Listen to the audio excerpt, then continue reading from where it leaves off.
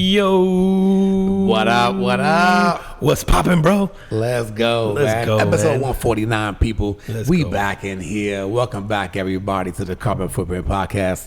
Here's Juan and I'm Sean, and every week we get together, have a few drinks, talk about things going on in the world, try to focus on things making an impact, whether they be good, bad, or otherwise.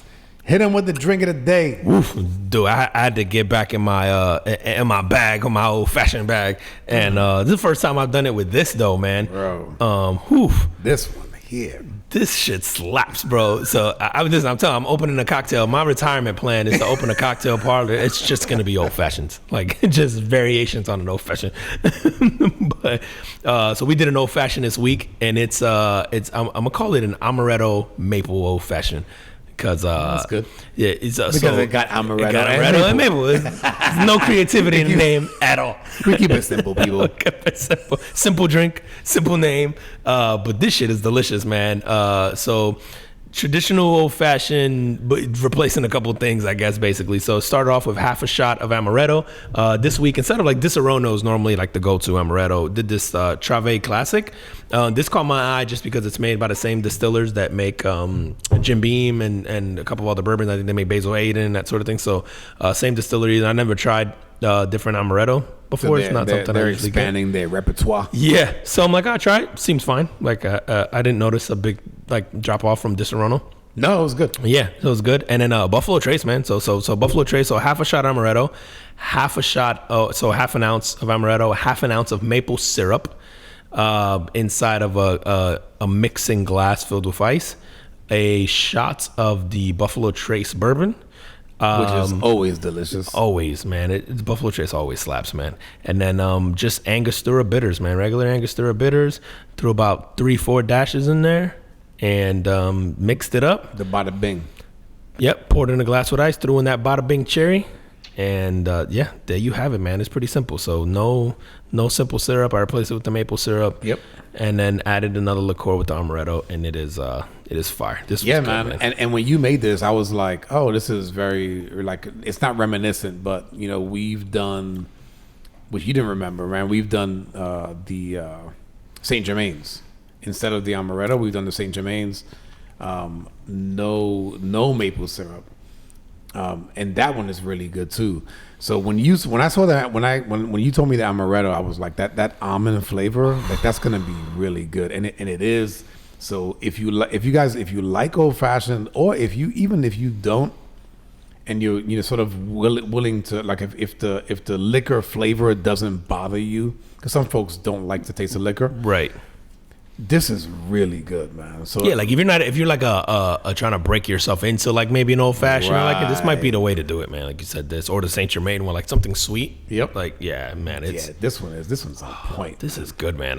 I surprised myself. I was like, damn. I was like, damn, it's another old fashioned. I'm gonna have to make like another variation. Which is cool because it keeps them interesting. I love old fashions, obviously, but like one of the things I really like about it is that you can take like good bourbons, like the Buffalo Trace, and still really appreciate them because it's so minimal in the other ingredients that you don't like water it down. Yep. And you can still get an appreciation for like, oh, that's a really good whiskey or a good bourbon. And then, you know, like mix it up with a couple like just minimal things like maple syrup instead of simple syrup, or just throwing in Amaretto. Like you said, we've done it with the Saint Germain, but even like Control and that sort of thing, like throwing it in there, man. They're always good. Like it's just always slaps, man. Yeah, man. Absolutely. I love me a good old fashioned, man. Try it out, people. On the heels of Father's Day, get you a little old fashioned. All right, bro. Hit him with the carbon footprint. What you got? Yo, my carbon footprint is my novella of the week, bro. This shit got me. And listen, it's making an impact. I don't know if this is gonna have global impact. Maybe it will, but this is gonna have an impact on me, damn it, because I have been all in on this whole missing submersible thing. Where it's as like captivated me for the last like 3 days. Like I've been reading everything and watching every video and every news clip. Like I am so sucked into this story. I have not been interested. So I've read maybe 1 or 2 articles on it, but I'm not interested. So I gotta hear why this is so. Bro, I don't know why. Like this is my OJ Bronco chase, or like my Casey Anthony trial. Like, you know how people are sucked into like watching court cases, or like the Johnny Depp trial and all that stuff. I have been keeping up with updates of this thing, bro, like obsessively. Okay, so what happened? Okay, so for those that don't know, like what happened was there's a submersible vehicle. This company called like Ocean One or something. It really doesn't matter, but One Gate Ocean, something. Anyway, this company does is they offer these excursions. Okay. And these submersible vehicles, and the difference between a submersible and a submarine is like a submarine can leave from say port on its own power and make it back. Like it has its own communication systems, own fuel source, own everything. So and you can like maneuver submarine. A submersible vehicle has like a mothership. So like a giant boat drives out to the middle of the ocean. It drops this vehicle, but the vehicle's using this like mothership as like a form of communication. So someone's like tethered to it or whatever it is, to an extent. But it uses this vehicle for like communication and all that. So it's like. And where is this? This thing is going on an excursion to the Titanic. And where? Off the coast of Newfoundland, maybe a few hundred miles from Cape Cod, Massachusetts. Like I think it leaves from Cape Cod, this particular excursion. But the Titanic is the closest I think land from it is Newfoundland, Nova Scotia, like Canada. Okay. So like up in that region. But this thing. So you're talking about like northern East Coast U.S. Yes. Okay. Yep. So freezing waters, already up there. And then this is a company that offers these excursions, and it's done it a couple times. I think since 2021 they've been offering these trips, and they've done a handful of them. But it's a really simple vehicle, bro. It's literally a tube. It uses, and no bullshit, it uses like a PlayStation controller, and it's a Logitech controller, like a PC video gaming controller to control it, like literally up, down, left, right. A couple of monitors inside. But so somebody has this controller inside of the vehicle. Mm-hmm. Okay. And then there's a couple of monitors that have cameras out around the vehicle that you can see. So it's not even like you're looking out of a window. Okay. And then there's one window on this thing, like a port window. Yep. And I'm assuming that's for like pressurized reasons or whatever. That's all you can get. So they're offering this trip, and it's down to the site of the Titanic. Okay. So the idea is you get to go down there and you get to see the Titanic. And this company's been doing this. It's $250K per person to do this. Whoa. 250,000? Yeah. Per American person? dollars per person to do this trip. So these people paid that's $250,000 to die. That's not Bahamian. That's not Bahamian dollars. Nope. It is $250K US. Yeah. Yeah. Dollars to do this. How much is it? I mean, isn't this comparable to going to space?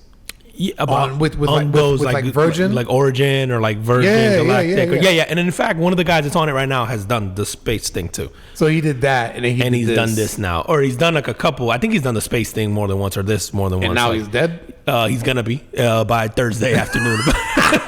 By the time you hear this pod, he'll be dead.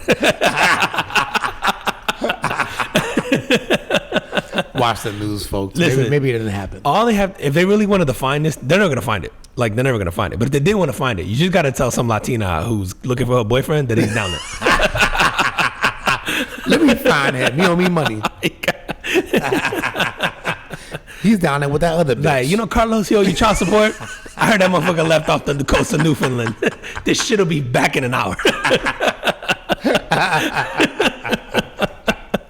But dude, so people are paying, and you go to the wreckage of the Titanic, and it's sort of dubbed as a exploratory mission because we don't know a lot. There's only so many, and this is what's made me like so fascinated with this. First of all, there's been more people that have been into outer space that have been to this wreckage, not only the wreckage of the Titanic, but even this deep in the ocean, period. Right. Like we know more about the surface of the moon than we know about the bottom of the ocean. Right. Like, which is really odd of why we haven't so explored, strange. But maybe there's other implications to that. Yeah, and as this thing has gone on, it's made you realize more and more like how little we can do inside the ocean, how little we know, how little, because to put it in perspective, this thing is about the size of a minivan. Okay. So not very big. It fits about 5 people inside. There's no seats. They're literally sitting on the floor of this thing. Okay. So you're looking for something the size of a minivan in the middle of the ocean, potentially at the bottom of it, 2 miles down. So it's 13,000 feet. So no, it's more. It's significantly more than 2 miles down. Whatever. So I guess wherever they're at is approximately 2 miles down, or is that? They don't know. Is that right? That's no. It's probably more. But the Titanic is 13,500 feet below the ocean, or beneath the water. Yeah. So or beneath the surface. So it's like. Yeah, something like that. 13,500 feet. If I'm not wrong. 2.5 miles. So that's 2.5 miles? Yeah. Okay. So 2.5 miles. So it's 2.5 miles down, which to my surprise, I'm thinking like, okay, you find this thing when you winch it back up. Far, bro. It's far, bro. You ever think about how you drive 2 miles in a straight line, and how I'm far that thinking is about going because down? you know what's funny is that like so from my house to like the end of like so I say like the main street is approximately a mile. I could not imagine 2.5 times that going down in the water. Yeah, Like no fucking it's way. like the pressure is, but dude, just first of all, the submarine with the lowest depth only goes down about a quarter of that. So this is is that right? yeah. So submarines don't. I'm thinking like, oh, just send a regular submarine to go find it. Regular submarines go down like 4,000, 5,000 feet, something like that. So about a mile, maybe, not even. They make it about something like that. Then there's so a regular submarine can't get it. So now they're like, okay, we have to locate this thing. If we find it, there's only so many things you could do to get it back up, because like, what do you you have to send a winch, and then there's like a couple of like exploratory. So last year, the year before, there was this team of researchers that actually did get down and took tons of photos of the Titanic, and they have these like little vessels and remote controlled things that they can use. Okay. And they had winches designed because they can pick up stuff and do that. And then that team was volunteering to go. Last I heard, they were trying to get approval but couldn't, all this stuff. But that team was like, we're the only thing in the world that has like a winch that can pull something up from that depth and all that stuff. Like, if you find this thing, like let's say it made it to the Titanic. So right now we don't know what happened to it, but let's say it made it or even halfway down there. There's nothing, even if you went, oh, there it is, there's no way to get it back up. So it's like, you're looking for it at this point, and then you have to come up with a plan of how do you get it up, if you can. And so these guys are volunteering to do that. But it just made me like think of all these things of like, holy shit, bro, like, you can't get that back up. Like, if you found it, like, I don't know why, I just assumed that our submarines were like this deep on the ocean floor anyway. Right. And it was like, nope, we don't have that. Like, I thought surely the military does. Like, nope. So there's all these like militaries around the world that are volunteering their ships and planes and their sub vehicles and their kind of thing to like in the search effort. But there's a couple of things that they're hoping, like they might find this thing floating, which is like their hope. Like, hey, it has all these, it has 7 to 8 different mechanisms, like emergency things in place that will basically make this vehicle go back up to the surface. And that includes like dropping the sandbags, dropping some parts that it has on it. One of them works even if everyone is unconscious. It's on a timer. So if something doesn't set it off or it doesn't start to surface, it automatically surfaces itself with like a balloon or some shit like that. So it could do that. The other part is this thing could have lost pressure and imploded, and there's just parts of people and the thing everywhere. Like, we don't know that. Well, yeah, right. At that depth, right? It would crack. It would crush you. Yeah, like it was. But though, there's something like 1,000 or 2,000 feet. If you took a wine bottle down, the cork would get sucked into the bottle before it then just exploded. Like the amount of pressure in this like chemical. Dude, so can you imagine? So these people paid for this excursion because it's dubbed as like a research mission / like you're an explorer. And and the waiver, says as much as like, yo, this isn't a tourist attraction.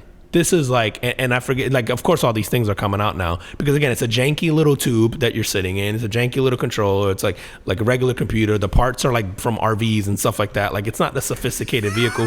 It hasn't, and there's all these things that come out now where it hasn't been sanctioned by anybody, right? Like that sort of deals with this underwater stuff. The waiver that you signed, they say mentions death like 8 times on the first page or something crazy like that, like 3 or 8, 3 to 8 times, something in the document or on the first page that you could die. Which you remember when we went skydiving and every other word was like could lead to death. I was like, dude, and matter of fact, I remember that at the time that we actually looked at each other and I remember we asked the lady that was there, and it was like, when was your last accident? And she said, we've never had one. And we looked at each other and we're like, well, I guess they're due. Yeah. I was like, fuck, I was hoping you said last week. Yep. Because you guys will be on point. I was like, damn, that means mathematically you guys are due. Yo, remember the people looked at us like, there's people in the room signing and we're laughing? Because that's how fucked up we are. There's people laughing and they look up at it, they're signing the waiver like, motherfucker, for real. But you do that to do this thing, and of course, everyone on it is they're rich, right? There's a couple billionaires on it, and I wonder if that's why, like, different parts of the world are going, oh yeah, use our shit, we'll help. Yeah, do you think that's it? Like, does that happen if it's like you and me? Yeah, right. Yeah, interesting, right? Like I don't know. Probably Because not. I wonder if it's the influence of money that has caused other entities to go, oh, like we'll help, or is it out of the goodness of their heart? Yeah, because I know like the French military has volunteered because they know like, hey, they have I guess this technology or these subs that do certain things that they're like, hey, we can go like help with the search for this, and like everyone has sort of volunteered different parts that they have that they're like experts in, I guess. But no, you're right. And it's funny. That was one of the things, like the rabbit holes that I was thinking about during this whole thing was like, okay, there's 5 people on this thing. 4 of them. So one is a pilot, works for the company, whatever. I think one of them is the CEO of the company, maybe. So one is CEO, one's a pilot. And then it's like this And 3 super other rich, people? and 3 other people, the super rich billionaire guy, his son, and then Hamish Harding is the only name that I recognize. He's like this British billionaire. I think both of them are British, but Hamish Harding is like some British billionaire. I forget how he made his money. It's like in something in in aviation. But they're down there. So it's like, okay, you're looking for this if it's like a bunch of us. And then the other part of me is like, I know this is going to sound fucking cold, but it's like, do you? Should you? Do you take the power, the resources, the time of multiple military and not only military but private, like the company itself is using other private like ocean rescue, deep water rescue companies and all kinds of shit to like try to get this resolved. Like, that's a lot of time and money and whatever, and you hate to put a price on someone's life, but there is the question of like, do you do this for just anybody? No, and I think the answer is probably no. I did read an article about this where they said that there was something like every so often, I don't know if it was every 30 minutes or every hour, they were hearing like a banging. Yeah, the banging coming. Have you heard that? Yeah, Okay. yeah. So they think it's banging coming from the thing, which means like maybe inside of it, they're literally just banging on the walls of it. Right. Because probably the owner of the thing know like, hey, sonar, or if they're looking for us, we have to, if they don't have a way to signal, then this thing would be able, they would pick up the sound. So it's like every 30 minutes, or maybe they're all taking turns just banging on the wall. Dude, if you're down there, right, and you're going, yo, right, so we're gonna bang because we hope that they find us. Fuck, at some point you lose oxygen. Yeah, they have, I think, till tomorrow afternoon, till Thursday. Oh, So this is right? Wednesday night. They, based on calculations, they had about 4 to 5 days of oxygen with 5 people on board. It left Sunday. And that's going if these instruments are still working. Correct. That's assuming it didn't implode. That's assuming everything's still working. Man. There's a lot of like what ifs because the distress signal, they got something faint of a distress signal that they're just now saying like, hey, it looked like it attempted to send a distress signal. So someone communicated, they know it broke. But the other part is like, hey, maybe all the fail safes worked and this thing is just bobbing on top of the ocean somewhere. We just have to find it. Like that's a possibility, but if that's the case, they can't open it. It can only be opened from the outside. So can you imagine if you make it to the surface and it's bobbing and they don't you run out of find oxygen, you're gonna suffocate to death. Get the fuck out of here! So you can't break a window. You can't break a window. It's too thick. It's too thick, probably. You figure like there's gotta be a fail safe to bust it open. I would think so, man. Or there will be now. But then I guess there's the thing of like, some lunatic down there ends up, pulling that whatever safety switch at some point in time. But yeah, how crazy. Okay, so who are you actually giving the carbon footprint to? Just this whole fucking scenario. Probably in advance to Mark Wahlberg, because if they find these people, the movie's gonna feature Mark Wahlberg in this fucking thing banging against the whole time he's yelling in a Boston accent. Transformers Part 7. Fucking Bumblebee goes and finds the toilet paper tube thing and just yanks it up, bro. It's just so fascinating. Like I think what I didn't realize, like what we were touching on earlier, that our military didn't have this capability. So if I'm the rest of the world, like all these countries in this military, I'm going, wow, either A, everybody's being coy about the shit they have because it is just 5 people, they're like, fuck them. Or B, there's an opportunity here because no one can get down this far. Do you start to immediately go, hey guys, fuck this whole space satellite thing. We need to start working on subs and defense mechanisms and attack mechanisms, anything military that can get this deep in the ocean. Right. Yeah. Because you go like, yo, presumably you could be down there. I know we have nuclear subs that launch nuclear weapons from the middle of the ocean, but it's like, those are not even a mile down. So it's yeah, man. I wish I could call on. I have a friend of mine that would actually served in the Navy and worked on nuclear subs. I wish I could get some information from him. Yeah. That's gotta be cool as fuck. That's gotta be fucking Dude, crazy. There was a guy who served in like a Navy sub like that was on one of these things that I was watching, and he served 500 days underwater. I can't even begin to fathom what that's like the stir craziness of being underwater for that long. And now it wasn't consecutively. I wonder if it matters over his bro. career. Yeah, I wonder if it matters. And again, I would like to talk to those guys, right? And to see if I wonder if it matters, man. I wonder if it's like, because again, it's like you still work a shift, you still go to sleep, you still wake up, you still go to chow, you still like you know. And I will say the military is really good at structure. And so I would imagine, again, I have not experienced this, but I would imagine even being on the sub, you are working a shift, you are going to sleep, you're waking up at a certain time, you're going to chow. So while you're not seeing the sunlight, perhaps, you're still on a schedule.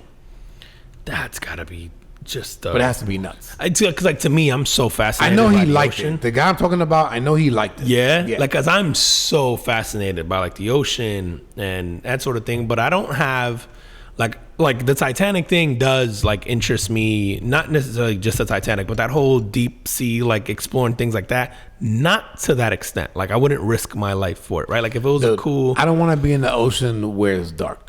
You see, I don't want to be in the ocean where it's dark by myself on like scuba diving, right? Like, but I am fascinated by life because again, like we know so little about like I wonder how much shit. I want to watch it on TV. Yeah, like I don't mind that either, but it is fascinating to me, like just how little we know about it. And then, bro, I started going down this whole rabbit hole of like, yo, what happened to like, you know how there were dinosaurs that lived underwater, like in this time, right? Or you go, why the fuck would they have died, right? Like if we're saying it was a meteor attack and then thing, like maybe, you know, whatever.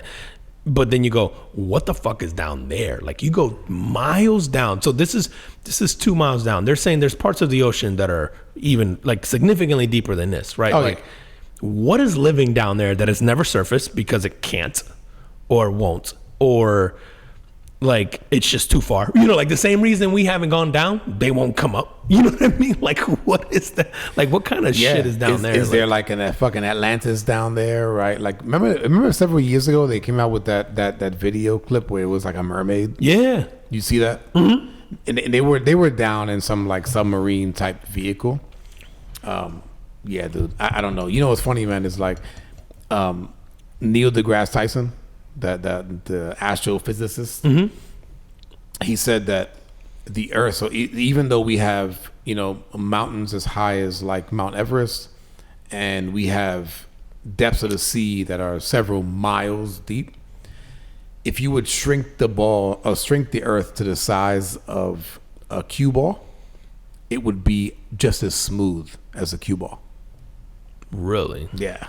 Like the depths of the ocean and the heights of the mountains in relation to like the scope of the like, size of the globe doesn't matter. Oh wow! So you wouldn't just even to show you how like small ridges. we are. Holy shit! It would be as smooth as a cue ball from a pool table. That's insane, dude. I mean, that's like holy fuck. That's like how small we are, but also.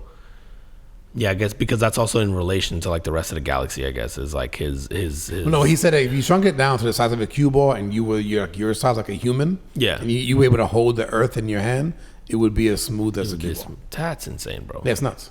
Dude, it's just this whole shit's just crazy to me, man. And I keep like thinking like, okay, yo, if you find these guys, like here comes a Hollywood movie next week. You know, again, it's gonna be fucking Mark Wahlberg trapped in a tube, you know, banging against a thing, yelling at the guy in a Boston accent to get us to this office, and whatever the fuck, when are ugly.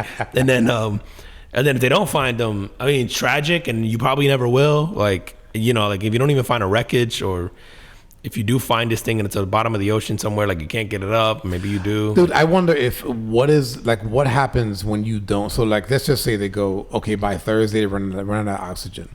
Like, how long do you keep searching? And again, I think this kind of goes back to these people are almost worth something, right? There's somebody, whether it's family or what have you, that is going, nah, we don't give a fuck. We want so-and-so back. Keep doing whatever you got to do, and we'll keep feeding you money. Like, we'll keep paying. Like, we You don't figure give a the shit. billionaire, you go like, yo, we'll fund the search. Right. What's it going to be, 100 million for a week? Yeah. Cool, we'll do it. Done. Yeah. Yeah, man, that's interesting because like, do you just want closure and you want the bodies back? Like you figure, or do you just hold on to hope? Like if we find them Friday, maybe they figured out a way to like make the oxygen last, or Right.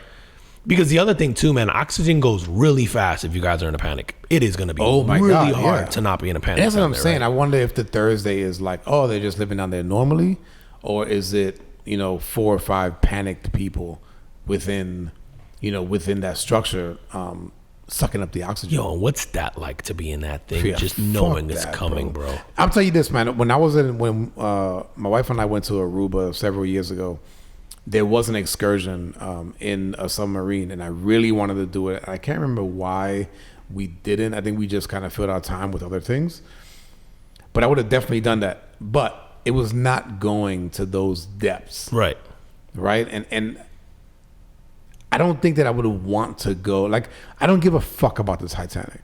And to me, that's one of those things where it's like, I got the money, right? Like, I just do it. It's kind of like going to the edge of space. It would be dope for me. I don't have the money to do that. But it's still, like you said, like I wouldn't pay the money to do this if I had it. Like I'm not that interested. Yeah, in it. right. I don't know that I would do right. I don't think that I would even Not to risk pay it. my life. Correct. And not only that, but like an experimental vehicle, right? Like it's not even a safe quote unquote way. You figure eventually we'll get there, right? Cool, there'll be like a safe way where you go, okay, cool, I'll do it. It's an uncomfortable and it's a miserable trip, bro. It's like 4 hours there and 4 hours back. Oh yeah. It takes. They're saying because the whole thing is like 8 days, bro. You're like 3 or 4 days going out to the ocean. Then it's like the day that you go to the site, it's an 8-hour day. They're saying it's 8 hours to get there and come back full. So they were kind of waiting, hoping that by the end of the 8 hours, maybe if this thing lost contact, they were hoping that it would just surface at the end of its thing. Like it would go do its thing. Yep. Maybe the communications are lost. They're like, fuck it, we're going to do it. And then we'll head back up at the end of the day. And it never surfaced, obviously. So like, Fuck, dude. 8 hours. And bro. then obviously they're not. This thing is like a free flowing vehicle. It can control itself. Like it's not tethered to anything. No, bro, it's literally They can't gaming- like pull the fucking rope and they This go. motherfucker's got an pull me up. Atari joystick controlling his bitch in there, bro. It's wild, bro. They got an Atari joystick in there, like a fucking Android tablet and some other shit. Bro. It's like the most minimal fuck that, thing ever. And then it's a carbon fiber and something else in the house. I can't remember. It's carbon fiber and something else that created the tube, but it's a tube. I mean, I don't know how else to describe it. No, The bro. story's crazy, man. I mean, hopefully they find them, bro. But Yeah. if not, I mean, you know I what, hope bro? so. If you're one of these guys, you're an explorer or like this thrill seeker, and you're these people, you've lived a life. Like I don't know, do you feel satisfied going out this way? Like I don't know. I find it hard. I don't know if that's the way that I would want to go out, but obviously all these things come with risk. Yeah. And when you're going to 2.5 miles down below the ocean, I mean, yeah, fuck that. Yeah, fuck that, bro. Listen, I want to just explore some coral reefs. I want to see sunlight, see some fish. And some octopus. Dude, when I was in Aruba, when we went, one of the places that they took us, there was a sunken ship.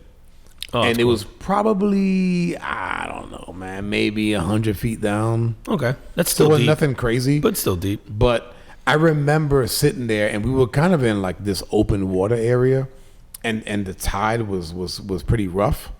And I remember looking down and going like, oh yeah, I see that ship. No desire to go down there, bro. Like shit looked dark down there. Oh, you could see it from the surface. I can see it from the surface. Oh wow, okay. And it looked dark, and I was like, nah, no interest, bro, no interest. And then we moved. We got back on the boat. We went to another place where there was like this coral reef. Amazing. Yeah. Like absolutely amazing.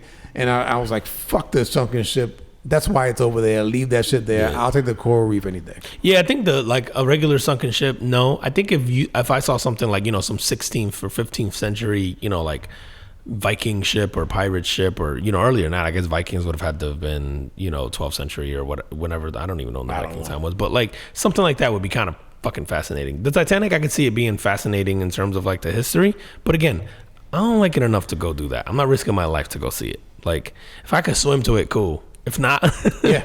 Yeah. No, I don't want like to. I'm good, bro. I don't want to. All right, man. Let's switch gears. Yeah. Yo, man. You seen this teen? There was this 15-year-old kid that decided he wanted to be an X-Man. Okay. Okay. And apparently there is a Marvel character called Mercury. Have you heard of this guy? Yeah. You have? Yep. Dude, when I saw the name, I was like, I have no idea what the fuck this guy is. So I need to pull up the picture of yeah, Mercury you need real to. quick. So 15-year-old kid decides he wants to be an X-Men. And in particular, he wants to be this Marvel character called Mercury. So he decides he's going, and I'm assuming this is probably based on the comic. He decides he's going to inject mercury into his arm 3 times. Okay. So I was looking at this and I'm going, where the fuck do you get mercury from? Where do you know that there's mercury? The first thing that came to mind was a thermometer. That's where he got it from, bro. So he extracted mercury from several thermometers and injected this shit into himself. What? But he doesn't die. Well, I mean, you eat fish, right? You eat tuna? You eat. We have like The canned tuna, right? dude, supposedly our fresh fish is that right? like, bro, it's like lethal doses of mercury are in like our fresh, Yeah? and then our like everybody assumes it's just saltwater fish, but even our fresh fish, it has something to do with some companies that used to do like coal mining and shit like that. Yeah. But anyway, like yeah, like we have like lethal doses of mercury and all kinds of shit. It's why you get this like high level of psychosis and like mental disorders and disabilities with people who eat a lot of fish. Like over time, there's like these studies that show that kind of shit where like Yeah. people who have like high fish diets, fresh or saltwater, Oh, yeah. they tend to suffer from like either mental disabilities or get progressively like more like I've heard. I mean, there's been studies. I don't know if like how many like conclusive ones are, because you know there's enough to say where we'll tell pregnant women not to have fish. We won't give a fuck about everybody else. Dude, I mean, we buy like the cans of tuna in my house, and we don't eat the hell out of it, but definitely, Yeah. we definitely eat it on occasion. Well, this dude, so they ended up going to the hospital. They did some surgical procedure to treat like I guess he had like an ulcer, and then to reduce the blood and urinary levels of mercury. So they had to do that. So he didn't get powers. So he didn't get any powers. But come to find out, this dude has in the past encouraged spiders to bite him so he could be like Spider-Man. Dude, if that's your 15-year-old, Nah, he's a little retarded. He might have been eating fish long before he was injected. this is definitely one of them kids. So my kids, you know how when we was kids, we was like, and I'm a little older than you, but you know, you call kids retard and shit like that, right? Like that's, which is really offensive now.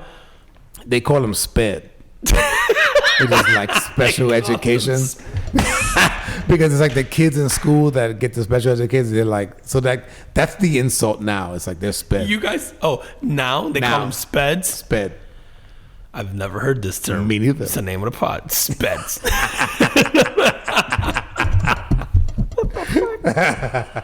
But the guy, the kid did not die. He's okay. He's good to go He's just a little slow. until the next thing. Until fucking So what is he is kills the, his parents so he could be Batman.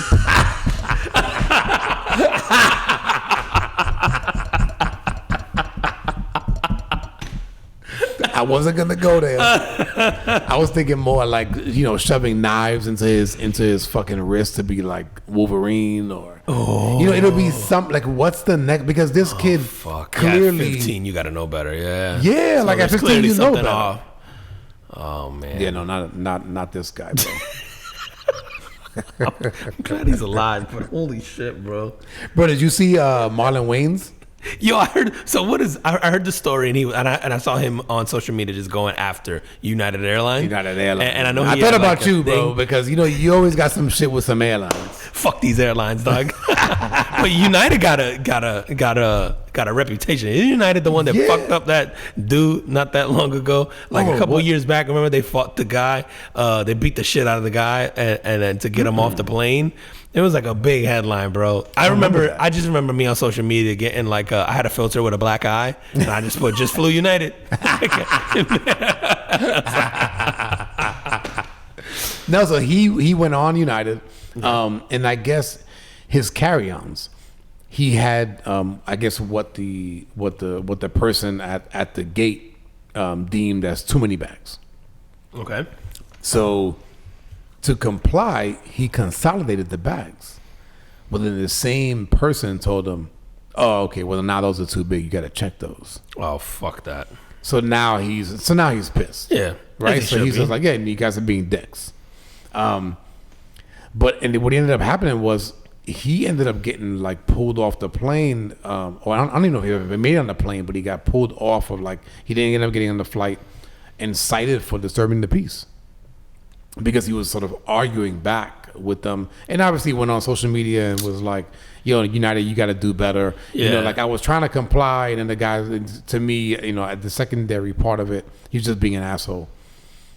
Dude, so to finish that one off, he had like some sold out shows at the Improv in Kansas City, and then so he's seeking like compensation and apologies from United Airlines. He ended up going on. Was it Delta? American, I think is American. I saw him think to some American Airlines about like, "Oh, this is how you take care of your guests or whatever." Right.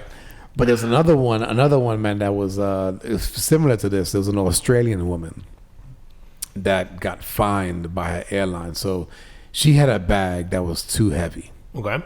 Have you ever had this before? Because me, as a family of 5, I've had a situation happen to me before.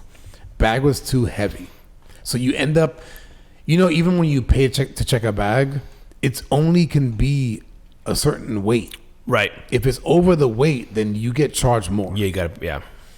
So what she did was she broke open the bag and she tried to put on the clothes. Not tried. She put on the clothes. I've seen people do that shit at the airport all the time. Dude, she put on 12 pounds. Let's go. Of clothes. That's committed to the cause. Bro, I've seen people at airports taking shit off, putting it on.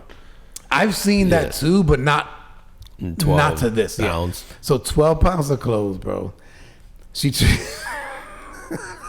That's like 3 pairs of mom jeans or some shit like that.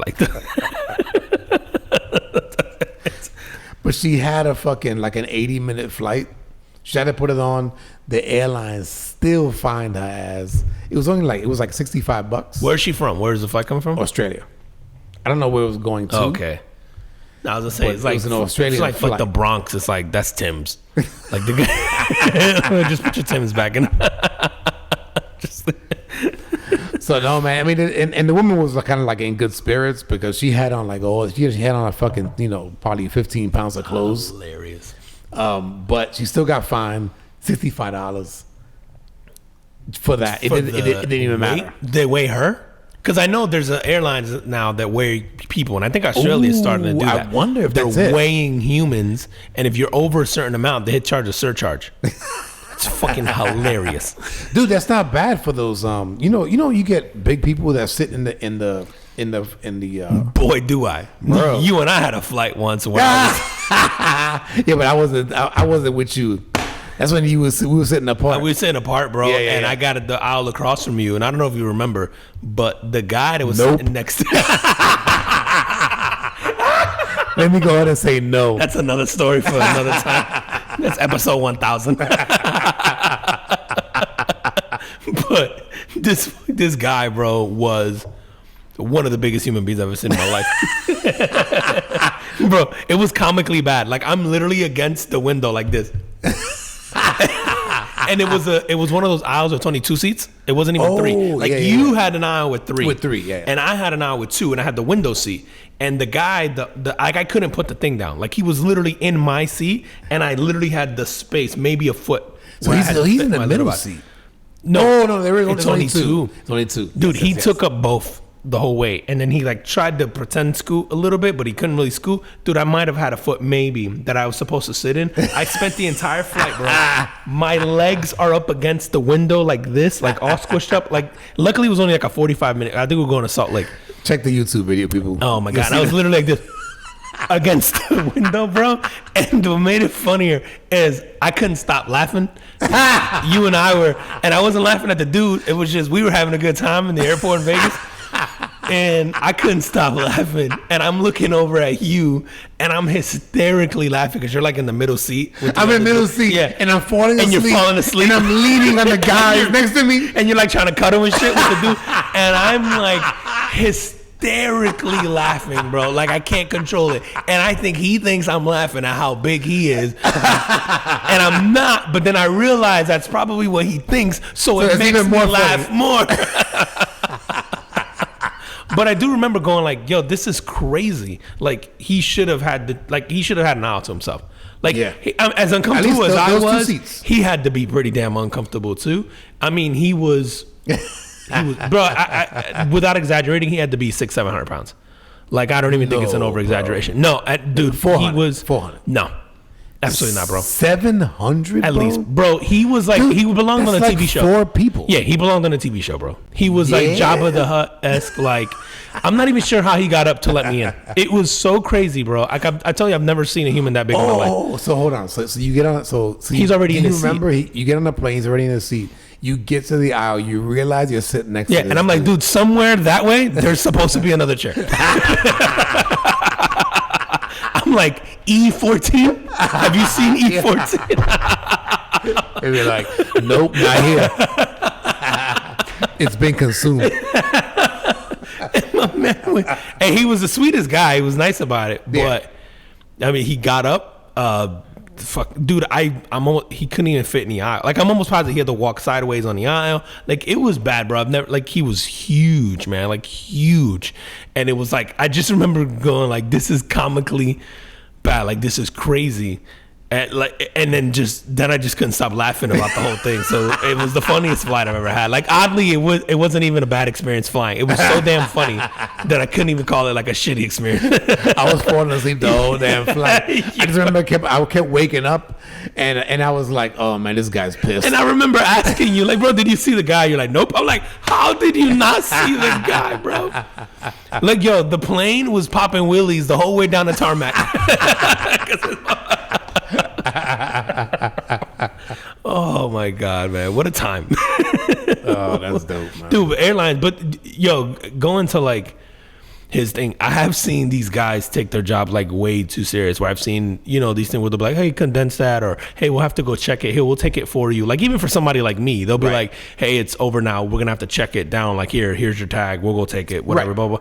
Like, that's shitty fucking service. Like, he's got a point. Like, I mean, I don't know how he behaved, if he was an asshole about it, whatever, but if he's saying he did what they said and they still did that, like, but at the end of the day, like, it's up to you to offer service to like somebody. Like, you're not supposed to make their life more difficult. Like, if he made an honest attempt at like, yo, let me empty this bag and do this whole thing, then you could be like, hey, sorry man, it's still over, we're gonna check it, we're gonna put it down there, like, we'll take care of it. Like, I'm sure it would have been fine, but like, you get these, and like, some of these guys think they own the airline and they're just like assholes about that shit. And just bro. Like, it's so, I think you get such inconsistent service, and I think that's what pisses people off more. Like, with airlines, like, you get such, and I know some of that is you're in an industry that so much is out of your control because of like regulations that are like legal. Yep.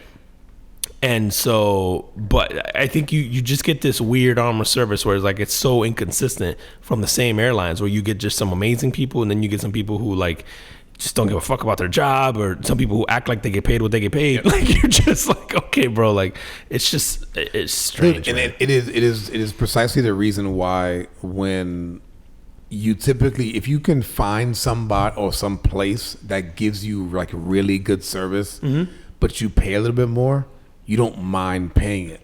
Because you just go, you know what, like, I know my shit's gonna be taken care of, and I know I'm gonna have a good experience, and I'm willing to pay that extra money just for that, like, the comfort of knowing that I'm gonna be fine. Dude, it's my beef with like, like the budget airlines with like the Frontiers and the Spirits where I go, like, I'd much rather fly Delta or an American, and everybody's like, oh, but it was like 400 versus the 200. And I go, no, dude, your checked bag, your backpack, your whatever, after you tacking all these fees, you're spending $350 anyway. There's a $50 difference because the American or the Delta flight includes your carry-on and a checked bag and whatever else. It's like, and even if it didn't, like you said, there's just the service. I'm like, I'll pay it. Like, I just know that I'm going to get better service, more comfort. I'm going to get there on time probably. Like, I'm just like, I'll just take that. Like, I absolutely will pay for better service. You almost don't mind it in some places. Like, you almost expect it. And you go, not, dude, like, think about Publix here, like the supermarket. We all know it's significantly more expensive than anywhere else you could go. It's a great shopping experience. It is. I've never had a shitty experience at Publix, bro. Ever. Like, ever. You go, no, I know I'm paying more than anywhere else, but you go, it's always an awesome shopping experience. I very rarely wait in a line to pay. And also, like, if you know people that work for Publix, you know it's a great employer. So I think that plays into it too, because you know people who work for them, and you're like, no, they treat their employees well. Right. They like they're well compensated, like they give them good benefits, they give them a lot, like, and you just go, no, I know my money's going towards that, like I'm fine. Dude, I can't say that I've ever been in a Publix where the employees have been rude. It doesn't exist. I mean it, bro. Dude, think about Publix and like Chick-fil-A. And I know we talked about that on here before. Oh, Chick-fil-A. yeah, that's you true. never get treated like, you could just tell how a company treats its employees by how they treat, like the customers. It's like, I've never been treated shitty at a Publix ever. Anyway, or a Chick-fil-A. And there's a couple of businesses like we were talking earlier about like insurance companies. Like, I love my insurance company just because the easiness of the app and the thing. But anytime I've ever spoken to anyone there, I'm like, they made me feel like I was the only person they took care of that day, and that they were there to sort of serve me and all stuff. And I'm like, fuck, I know I'm paying more, but that's why I'm paying more. And it's like, dude, not for nothing, man. And that even goes to even leadership, man. So that just rang a bell for me. This week I got to meet like the new VP, like that's sort of over our area. One of the first things she said was, "Hey, my name is so and so, and I work for you." And I was like, wow. I go, that is like, that is, if you were going to open something with that as a leader, I go, what better fucking phrase to say? Hit it out of the park for the first interaction. The first interaction, just like, I work for you. Good for her, man. And I'm like, that, and I go, you know what? From here, at least until you prove me wrong, right? But from here forward, you have my benefit of the doubt. Yeah. Absolutely. It's funny, man, you say that. That's I've been asked like a handful of times by like people that sort of mentored and stuff. Yeah. And like while they were getting into management, or maybe were thinking about it in the future, and they've always been like, like, and like one of the most consistent pieces of advice that I've ever given is like, you work for them. It's like, if you keep that in mind as a manager, that you work for them and not vice versa, you're gonna be fine. Yep. Like the minute you start to think like they work for you, you're in trouble.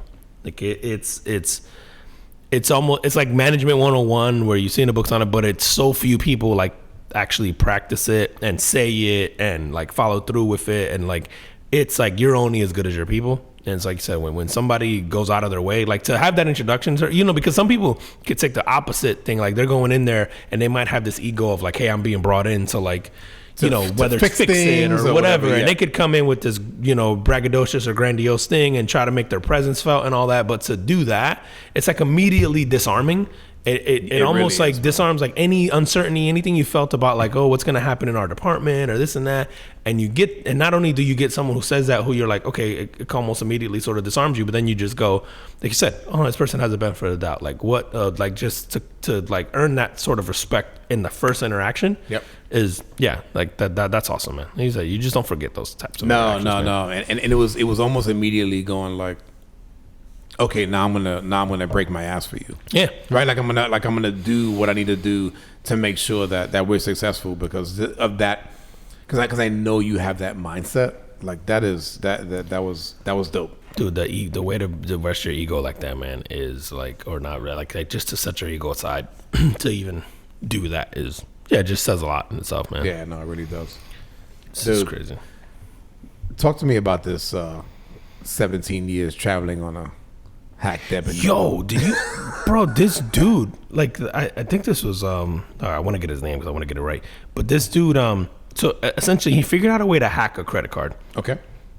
And the way he would hack the credit card was, he figured out a way to make the credit card, every time you swiped it, it would put just the right amount on it that you needed to cover that transaction. So he figured out this workaround that it would sort of trick the system into thinking that he had just enough on there to cover that transaction, or the card would just put that balance and he would swipe it and it would go away, and then he would. So like all this other kind of stuff that he did, but he's 17 years he got out with using his hack debit card, and it gave him the exact amount of money that he needed for any purchase he ever wanted. Until he finally got caught. Get the fuck out of here. And where is this? He is in. This is here. So this is in the Financial Times. Let me get you the exact place. Right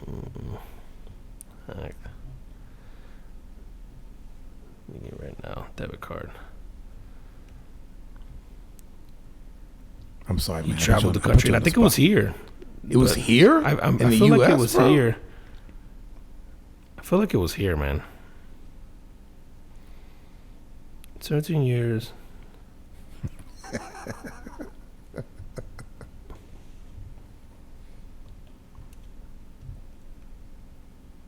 Yeah, it doesn't show where he said. It just said he spent time in the country. It had to be here. Oh, shit.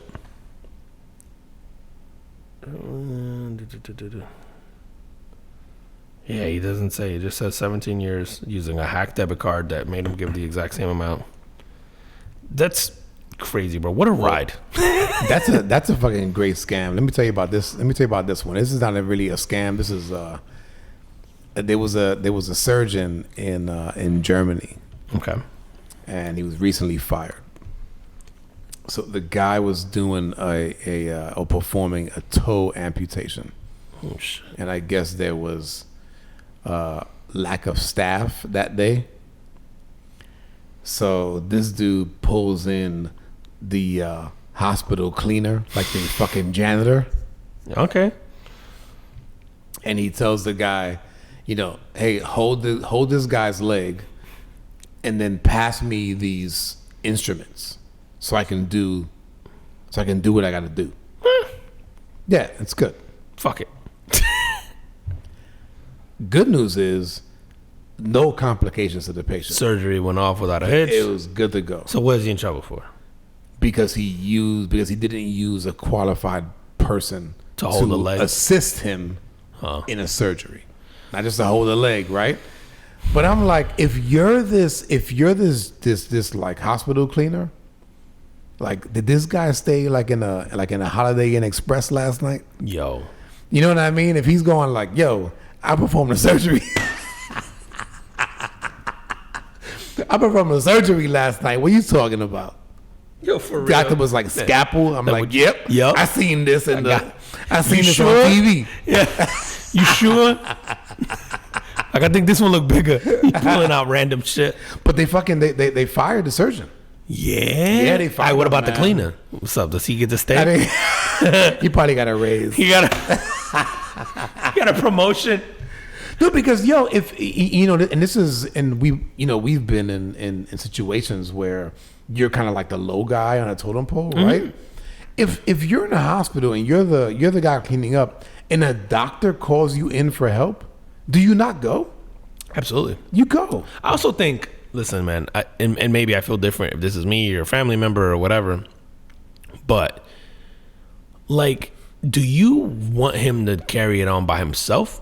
Or would you rather him go, I need fucking help to do this, do it right, and I'm gonna go grab somebody? Like, but then do you begin the surgery if you don't have the personnel in place? What if it's like the toe or the foot? You know what I mean? Like, what if it's one of these scenarios? I gotta, you had to do it? Yeah, you had to do it now, or you had to do it, whatever. Or like, what if it's a life-saving thing? Are you like, do you give a fuck? Or you're just like, bro, I just need you to hand me shit and hold them down when I ask you to. Like, no medical training required. Like, because, you're not for nothing, but, we give doctors shit for being, like, arrogant and stuff like that. And a lot of them are. Like, I've met plenty, and Not for nothing, you should be. Yeah, no. Fuck listen, that. You should be. If you spend that kind of time, it's Yeah. cool. But I think the arrogance from them comes from like the like I think and actually I shouldn't single out doctors. I think anybody who's in a sort of like a field that requires like a high schooling and high education, all that stuff, they're really good at that. They just assume they know everything. Yep. Like outside of their field. All right? Like I've met doctors that think they can be fucking astronauts, and you're just like, bro, just cut toes. Like that's what you do. Like cut toes. Like just settle down. Like so they just assume they're smart at fucking everything. Like Okay. But to be and like you said, I think you But I should want I'd be you to arrogant be- as fuck. Yeah, I bro. want you to be arrogant about that. I thing. want you to be, dude. There's whatever space you're bunch in? of professions. I want you to be cocky in. Lawyers and doctors are two of them. Like I want you to be confident as fuck if you're representing me as a lawyer or if you're a doctor. Like, and to me, I go to set your ego aside to go like, I'm just gonna get this guy who cleans to help me with this surgery, because you could have been like, oh, you're not qualified to hold a leg. You know, like some of these guys could get like really sort of like they don't humble themselves enough to go like any. But to go like, yo, I gotta get this shit done. Who the fuck is available? Yeah, it's like scalpel. Which one's that? Yo, Jose. Oh, the one with the blade. Come pass me the knives. Why you gotta be Jose, bro? Why Even gotta be in like Germany, the cleaners are Latino, bro. I promise you. So actually, maybe it's an Eastern European. It's like, or somebody whose last name only has hand me that, consonants. Johan.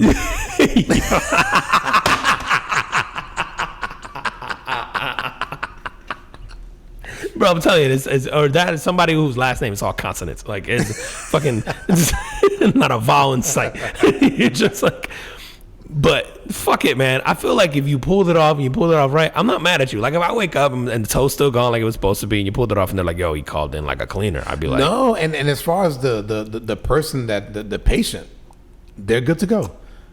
Yeah. It went off successfully, no complications. So I think from that perspective, it's good to go. I think the hospital had a problem with him calling in someone who wasn't qualified. Yo, I'm trying to think of like as someone who's like interviewed a lot of people, and I've like obviously you can tell people have been fired, you can tell people have quit. You know, a lot of times. I feel like if I was interviewing this guy and I had the question and he said like, "Oh, I brought in," I would have to hear him out.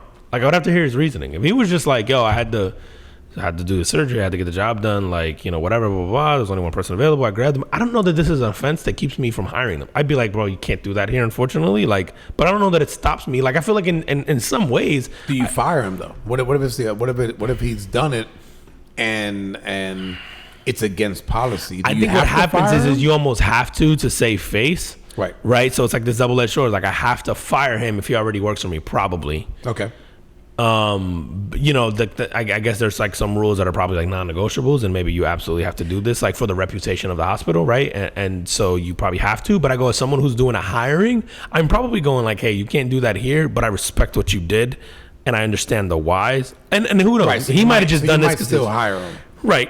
Have you been in situations where you have a really good employee and they fucked up, but their work historically has been impeccable? Yes. Do you still fire them? No.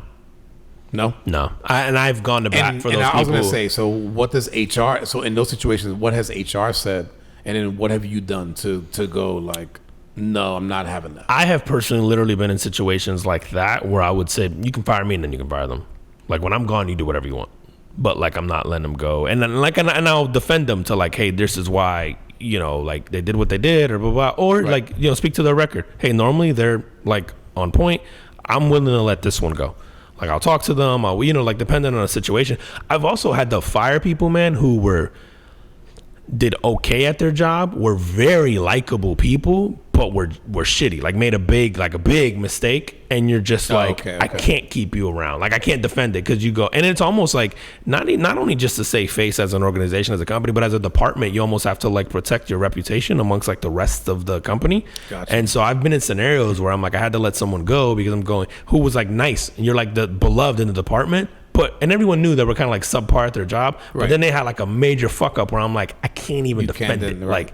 Like, and those are hard because you go like, man, I like you. Like there's like firing people is never fun, right? But like there's some people who kind of almost make it easy on you, like they're almost assholes to the very end, and then there's some people where you're just like begging them, like help me help you, man, like I just like you know they do stuff, give me something. But I've absolutely been in scenarios where people have been like, you gotta let them go, and I'm like, no, and I did that a lot during COVID. COVID. Yeah, man. During for various reasons, some of them were like that, but then some of them were like, you know, people were refusing to come back, you know, for whatever, and they had their own reasons, and I'm like, no, I'm leaving them home, and it would just be like, no, the company policy is not everybody has to be in the office. I'm like, I'm not bringing them back in. Like, and I stuck to it. Like, I'm not. Like, there's certain things where like I'm going, like I'll die on that hill. Like I'm fine. Like I'm willing to die on that hill. And if I had to go to another job interview because I got let go, I have no problem explaining why I did what I did. Yeah. Like, and I'm sure you were confident in that the work was going to be done anyway. Yeah. I think which at the end of the day, right, is what matters. Yeah. Like I'm not sticking up for you if you're not.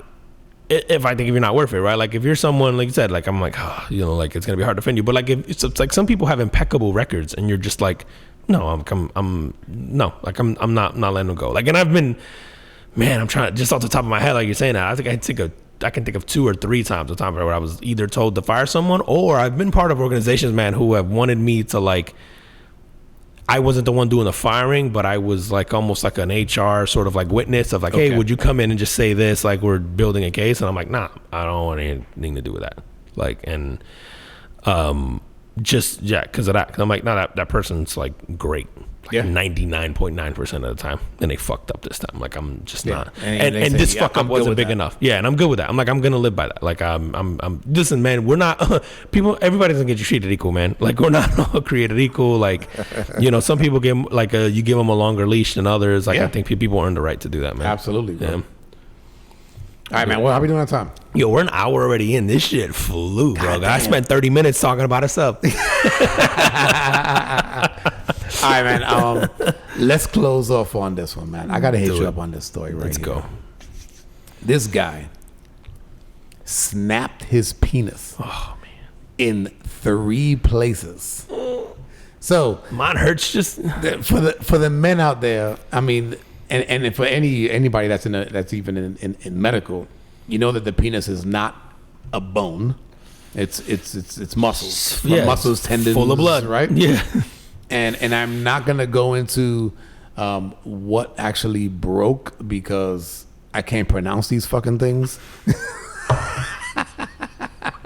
It's called a vast difference. Yes. This happened to an Indonesian man, and it happened during sex, and he heard it snap.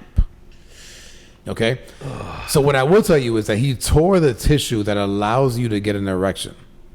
Okay, so the one that's like attached to like your pelvic. No, there's region. like 3. Okay, there's like 3. I guess 3 they run from like your abdomen to your penis, like those. No, I think it's like from what I saw, it looked like it was actually in the penis, and it was there's like 3 things.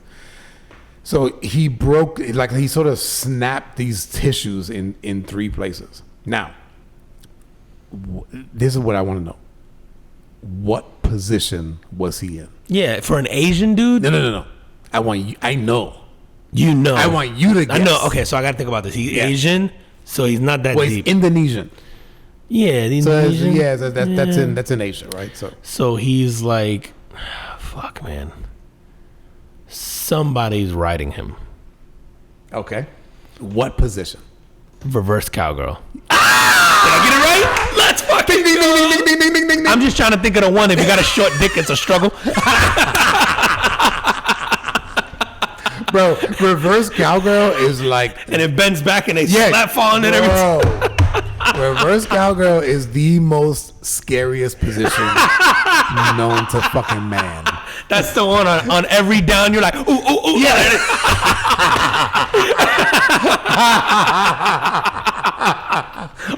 Or you try to sneak the hand in there to push it and keep it straight? No. Instead, you're fucking adjusting your pelvis to fucking maneuver and go like, okay, just in case, I can just pull it out. I can tell that's the most dangerous position alive, bro. The reverse that fucking one. So, oh my god. So apparently, Oh, shit. there's been like studies on this shit, and there's been a 38% increase in such a condition of like snapping these tissues. Where in Since from 2014 to 2020. okay. Okay. Doctors speculate that the increase in the use of erectile dysfunction drugs, such as like Viagra and Cialis and all of that other shit, Oh, you're too has hard? contributed to these types of conditions. So you're too hard. Yeah, but I guess. Yeah, so almost having to flex at that angle. Right. You don't wanna almost be helps too it. hard. You Right, don't want right. to be too hard. Oh. Huh. Man. Fuck, bro. Yo, they should throw that in. can't win. You know, you can't win for shit, bro. win. They should throw that. You know, in the commercial where it'd be like all the side effects of the drug, and then really when you do quickly it they real read the fast? fine print. Yeah, they'd be like, "Go snap your dick off on reverse cowgirl." You'd be like, hold on, wait. What did that say? What he said.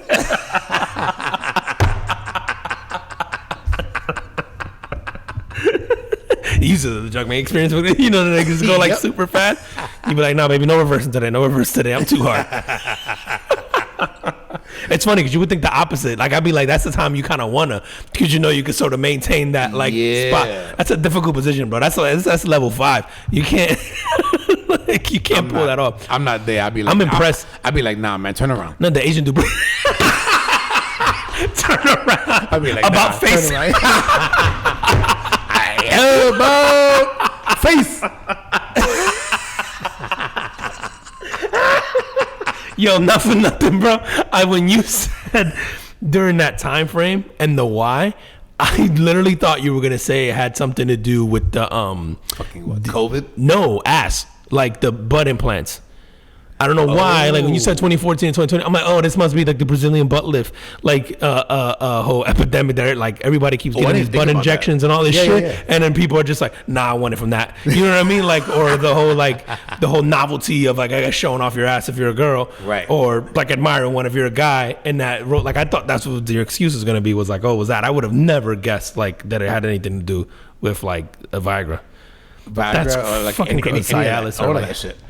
That's crazy, bro. So like you can be, yo, we can't catch a break, bro. For real, man. Didn't I Like, tell we you could be last week? too I hard. tell you, that dads, guys, we get fucked. We get fucked, bro. Oh man, bro. Yo, on that, tell them where they can find us. Not on Viagra or Cialis. Not in the cowgirl position. Yeah, not in the reverse. Or the reverse cowgirl position. Sorry. only regular cowgirl for these folks. If you're not already following us at the Carbon Food Podcast on IG, Carbon FP Pod on Twitter, the Carbon Food Podcast on TikTok, the Carbon Food Podcast on Facebook, and then all your favorite listening platforms: Spotify, Stitcher, TuneIn, GeoSavvy, Google Podcasts, Amazon Music, Audible, TuneIn, Podchaser, Pocket Cast, all of it, man. We're everywhere, man. So hit us up. Make sure you hit that like and subscribe button. I should probably do that at the beginning of the video. I keep forgetting, but do that. And shout out to you guys for leaving comments and liking and giving us suggestions, dropping texts and emails and all that. And yeah, comment on the drinks, comment on the video. Shout out to you guys for the support, man.